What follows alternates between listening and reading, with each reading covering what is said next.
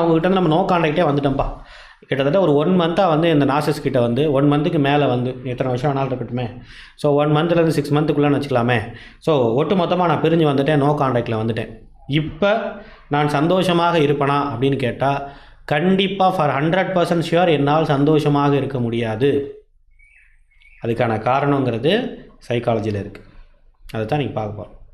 First விஷயம் அப்படிங்கிறத பொறுத்த வரைக்கும் ஐ வில் ஃபீல். முதல்ல என்ன நான் ஃபீல் பண்ணுவேங்கிறத பார்த்துட்டு அதுக்கான ரீசன் என்ன, அதுக்கப்புறம் அதுக்கான சொல்யூஷன் என்னங்கிறது போயிடலாம். சரியா? த ஃபஸ்ட்டு திங் அப்படிங்கிறது அன்ரீசனபிள் ஸ்ட்ரெஸ், அன்ரீசனபிள் பெயின். நம்முடைய மனசுங்கிறது அதீதமான ஸ்ட்ரெஸ்ஸுக்குள்ளே வந்து போகும்.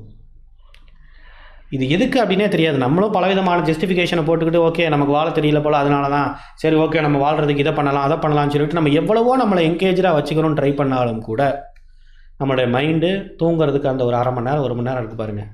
அந்த நேரத்தில் இந்த மைண்டு நம்மளை போட்டு